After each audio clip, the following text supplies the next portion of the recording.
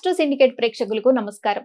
October నెలలో ఏ రాశుల వారికి ఏ విధంగా ఉండబోతోంది, అలాగే ఏ పరిహారాలు పాటించాలి అని ఈ మాస ఫలితాల గురించి తెలియజేయడానికి ఈ రోజు మనతో పాటు ఉన్నారు ప్రముఖ ఆధ్యాత్మికవేత్త, ప్రముఖ జ్యోతిష్యులు చెబియం కిరణ్ శర్మ గారు. మరి వారిని అడిగి మరిన్ని విషయాలు తెలుసుకుందాం.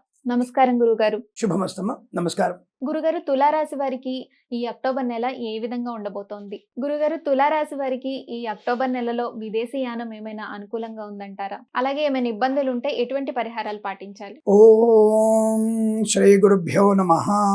హరి ఓం. శరణాగత దీనార్త పరిత్రాణ పరాయణే సర్వస్యార్తి హరే దేవి నారాయణి నమోస్తుతే.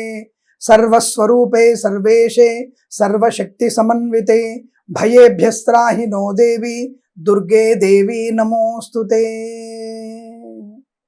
అందరికీ నమస్కారం. 2024 అక్టోబర్ మాసంలోకి వచ్చేసాం. ఇంక 2 నెలలు అయిపోతే మనకి 2024 సంవత్సరం కూడా పూర్తి అయిపోయి ఇంగ్లీష్ క్యాలెండర్ 2025లోకి వెళ్ళిపోతున్నాం. అంటే సమయం ఎంత వేగంగా పరిగెడుతుందో ఆలోచించండి. మీరు అనుకున్నటువంటి ప్రతి పని కూడా వాయిదా వేసుకోవడం వల్ల సమయం ఆగకుండా ముందుకెళ్ళిపోతుంది. మనం అక్కడనే ఉండిపోయేటువంటి అవకాశం కనపడుతోంది. కాబట్టి ఇది అవకాశం అనుకుంటారా, యమపాశం అనుకుంటారా, ఆలోచించే ప్రయత్నాన్ని చేయండి. అలాగే మనం ప్రతి మాసంలో చెప్పుకున్నట్టు ఒక మంచి మాట.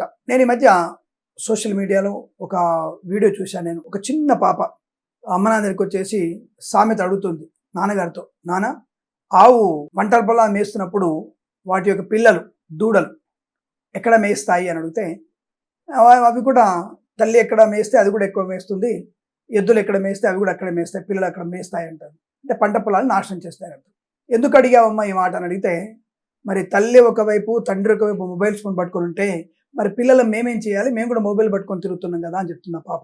ఎవరైనా క్రియేట్ చేసినా లేకపోతే అమ్మాయి స్వతహాగా మాట్లాడినా దానికి అర్థం ఉంది. ఆవు వచ్చేసి పొలం మేస్తే బిడ్డలు వచ్చేసి గట్టున మేవు కదా, అవి కూడా పొలం మీద పడుతుంటాయి.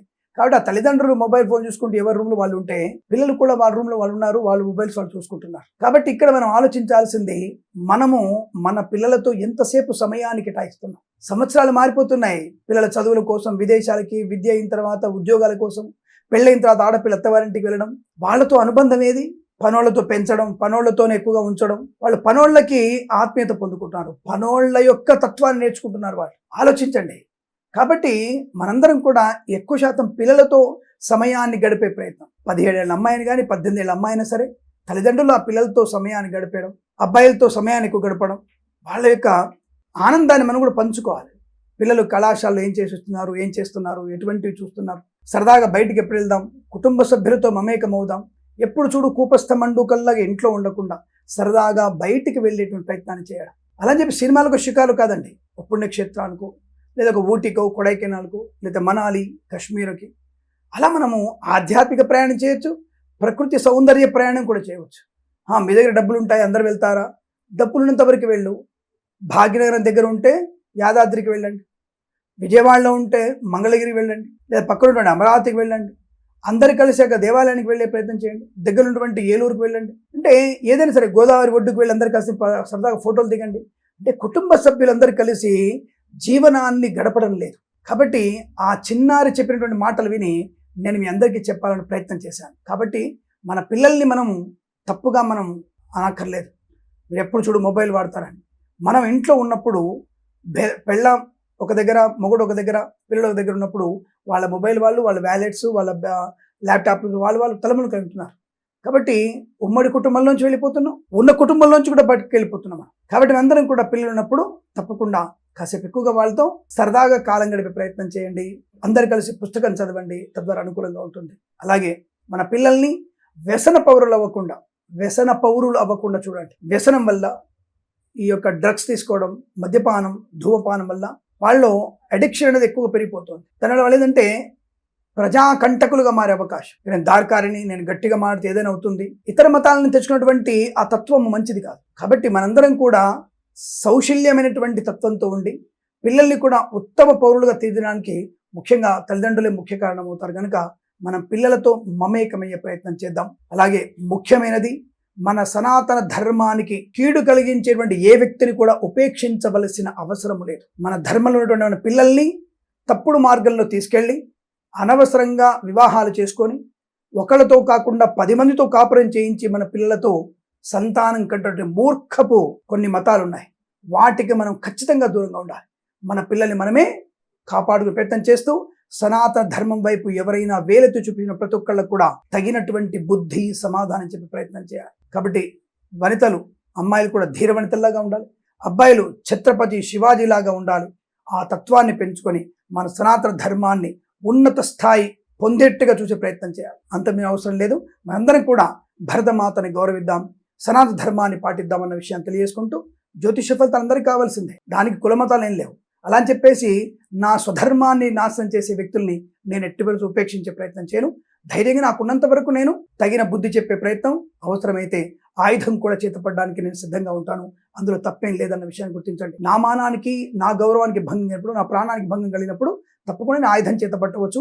అది రాజ్యాంగం కల్పించిన హక్కుగా భావిస్తూ నా సనాతన ధర్మంలో మనందరం కూడా ఉన్నతమైనటువంటి భావాల్ని పెంపొందించుకోవాలని, లోక కళ్యాణం కోసం పాటుపడి ఈ సనాతన ధర్మాన్ని ఇంకా ఇంకా ఉత్తమమైనటువంటి పౌరులకి చేరవేర్చాలని, మన సనాతన ధర్మం గురించి 10 మందికి చెప్పాలని, ఉమ్మడి కుటుంబ వ్యవస్థలో విలువలు పెంచుకోవాలని మీ అందరినీ సగౌరవంగా హెచ్చరిస్తూ, తప్పకుండా మనందరం కూడా ఏకతాటిపై ఉందామని ప్రార్థిస్తూ, సర్వే జనా సుఖినో భవంతు. ఇక మనం మాస ఫలాల్లోకి వెళ్ళే ప్రయత్నం చేద్దాం.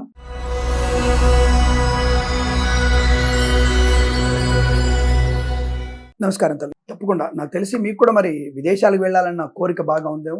మీరు కూడా తులారాశి, రైట్? ఓకే. తులారాశి వారికి అక్టోబర్ 2024 ఎలా ఉండబోతుంది? ఈ మాస ఫలితాలు ఏమిటి? అమ్మాయి అడిగినట్టుగా ఉన్న దోషాలు ఉన్నాయా? ఉంటే పరిహారాలు ఏమిటి? విదేశీయాన యోగం ఉందా? ఇన్ని ప్రశ్నలకి సమాధానం. ముందుగా మనకి తులారాశి వారికి ఈ యొక్క అక్టోబర్ మాసంలో 4 వారాలుగా డివైడ్ చేసినప్పుడు ప్రతి వారం వీరికి ఒక్కొక్క రకమైనటువంటి ఉన్నత శుభయోగం కలగబోతోంది. చాలా మంచి శుభయోగం. నేనట్టుగా విదేశీయానం కూడా స్పష్టంగా కనబడుతోంది. తప్పకుండా విదేశీయానం కూడా ఉంది. వాహన యోగం ఉంటుంది. ప్రభుత్వ ఉద్యోగాన్ని పొందుకునే అవకాశాలు ఉన్నాయి. ఎల్ఐసి, మెడికల్, గృహ ఏజెంట్లకు కూడా మంచి లాభాలు పొందుకోవచ్చు. ఈ అక్టోబర్ మాసంలో తప్పకుండా ఫస్ట్ వీక్ లోనే మాక్సిమం మీరు ఈ ఎల్ఐసి ఆఫీసర్లు కూడా ఉన్నతమైనటువంటి టార్గెట్ రీచ్ అవ్వడానికి అవకాశాలు బలంగా కనబడుతున్నాయి. తప్పకుండా మీకు అనుకుంటున్నారు. అలాగే ఈ కన్స్ట్రక్షన్ చేసేటువంటి వ్యక్తులు, ఈ ఏజెంట్లు ఉంటారు కదా, ప్లాట్స్, ఫ్లాట్స్ అమ్మేటువంటి వ్యక్తులు కూడా మంచి లాభాలు పొందుకునే అవకాశం, తప్పకుండా అనుకూలవంతమైనటువంటి శుభయోగాల పరంపర కొనసాగుతుంది. అలాగే పెట్రోలియం, బేకరీ, నూనె ఉత్పత్తులకి, అలాగే చేనేత, వస్త్ర, దర్జీ పనిచేసే వారికి కూడా అనుకూలవంతమైన శుభయోగాలు, బంధుమిత్రులతో అనుకూలవంతమైనటువంటి కుటుంబ శుభయోగాలు,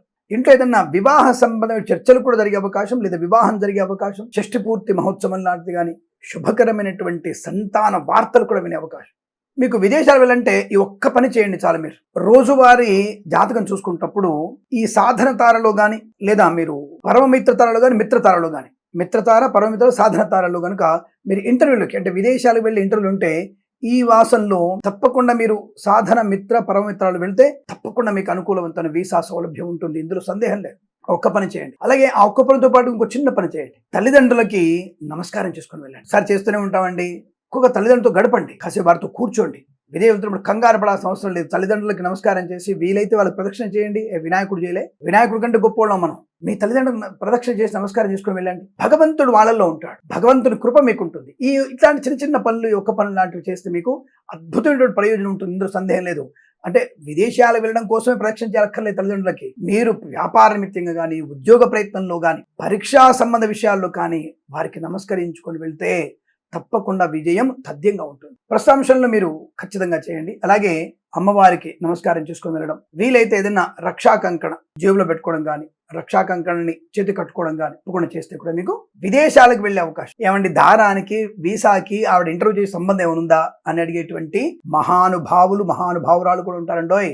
భగవంతుడు సర్వత్రా ఉంటాడు. దారము అనేది భగవంతుని పాదాల దగ్గర పెట్టి మనం కట్టుకోవడం వల్ల ఆ శక్తిని భగవంతుడు దాంట్లో ఇచ్చాడు, ఆ శక్తి మనతో ఉంది అటువంటి మానసిక స్థైర్యాన్ని కలిగి వాళ్ళు అడిగేటువంటి ప్రశ్నకి సులువైనటువంటి సమాధానం, చక్కటి సమాధానం చెప్పగలిగేటువంటి బుద్ధిని ప్రేరేపిస్తుంది ఈ దారము. దారం వల్ల వచ్చేటువంటి నమ్మకము. కాబట్టి ఇలాంటి చేయమని చెప్తాను నేను, అంతప్ప మూఢనమ్మకంతో చేయమని చెప్పట్లేదు. నేను అరచేతిలో నిమ్మకాయ పెట్టుకుని వ్యాపారం చేయమని చెప్పట్లేదండి. అంటే దాని తగ్గట్టుగా మీరు చేసే ప్రయత్నం. మరి అదే నిమ్మకాయని ఒక గాజు గ్లాసు నీళ్ళలో వేసి పెడితే వ్యాపారం బాగుండదు కూడా చెప్తాను నేను. ఎందుకు? ఆకర్షణ. జలానికి ఒక ఆకర్షణ ఉంది, సైంటిఫిక్ గా ప్రూఫ్ అయిందిగా. అంటే వాటర్ కి మెమరీ పవర్ బాగా ఉంటుంది, దాంట్లో కూడా ఆర్గాన్స్ టైప్ మెమరీ ఉంటుందని చెప్పేసి సైంటిస్టులు రుజువు చేశారు కదా. అలాగన్నమాట. అంటే ఆ నీటికి శక్తి ఉంటుంది.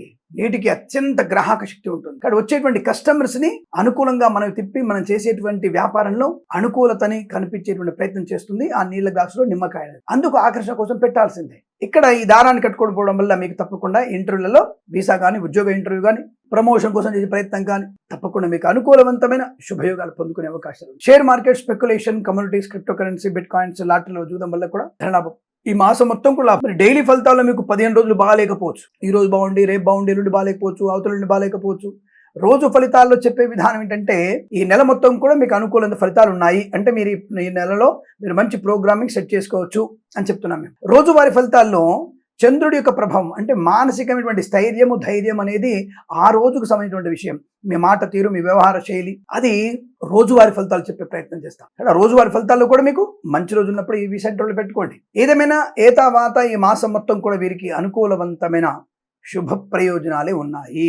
ధన, ధాన్య, విద్య, ఉద్యోగ, వ్యాపారాదులు లాభాలు. కన్సల్టెన్సీ మీద ఆధారపడవచ్చు. మ్యారేజ్ బ్యూరోని శుభవార్త వేయవచ్చు. ఈవెంట్ మేనేజ్మెంట్ వారికి, బోర్బాల్తో వారికి, తోలు రెద్దిన షూ పరిశ్రమల్లో కూడా మంచి లాభాలు పొందుకునే అవకాశం బలం కనబడుతుంది. ఆధ్యాత్మిక ప్రయాణాలు కూడా బలంగా ఉన్నాయి. అనుకున్నటువంటి కార్యాచరణ, ధనధాన్య వృద్ధి పొందుకోవడం, share market, speculation, communities, crypto currency, bit coins, లాటరీలో జూదం వల్ల ధన ప్రాప్తి పొందుకోవడం, ఫార్మా, సిమెంట్, ఐరన్, ఇటుకలు, ఇసుక, రాగి, ఇత్తడి, మైనింగ్ వ్యాపారంలో, కన్స్ట్రక్షన్, రియల్ ఎస్టేట్, మద్యపానం, హోటల్ వ్యాపారంలో కలిసి వచ్చే అవకాశం. సినిమా రంగంలో వ్యాపార వృద్ధి, దర్శక నిర్మాతలకి, సంగీత నృత్య దర్శకులకు కూడా లాభాలు పొందుకునే అవకాశం. ప్రభుత్వ ఉద్యోగస్తులకి ప్రమోషన్లు, ఇంక్రిమెంట్లు, విద్యార్థులకి విద్యా లాభాలు, సమస్త రోగనాశనం, రుణ విమోచనాన్ని పొందుకోవడం, ఆటోమొబైల్, ఎలక్ట్రానిక్, ఎలక్ట్రికల్, విద్యాలయ, వ్యాయామ, చిట్ ఫండ్, ఫైనాన్స్ వ్యాపారం లాభాలు, మత్స్యకారులకి మత్స్య సంపద, రొయ్యలు, చేపల చెరువులకు అభివృద్ధి, రైతన్నలకి పంట లాభం, పూలు, పళ్ళు, కూరగాయలు, మినపగుళ్ళు, చింతపండు, బెల్లం, మిర్చి, పత్తి పరిశ్రమల లాభం, boutiques, beauty parlour, bamboo depot, బాణసంచి కర్మాగారంలోను, ఇంటీరియర్, ఎక్స్టీరియర్ ఫర్నిచర్, గాజు పరిశ్రమలు, ఫార్మా, సిమెంట్, ఐరన్, ఇటుక, ఇసుక వ్యాపారంలోను, కన్స్ట్రక్షన్, రియల్ ఎస్టేట్, మద్యపానం, హోటల్ వ్యాపారంలో కూడా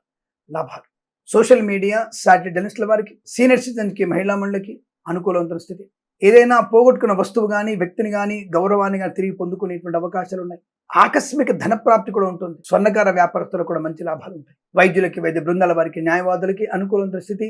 వేద పండితులు, పురోహితులు, బ్రాహ్మణత్వం, కులవృత్తుల వారికి, జ్యోతిష్య పండితులకు కూడా మంచి లాభవంతమైన శుభదినం. మాసం మొత్తం కూడా మీకు అత్యంత అనుకూలవంతమైన శుభమాసం చెప్తూ ప్రతి మాసం కూడా మీకు శుభ ఆనంద యోగాలు పొందాలని కోరుకుంటూ సర్వేజన సుఖినో భవంతు.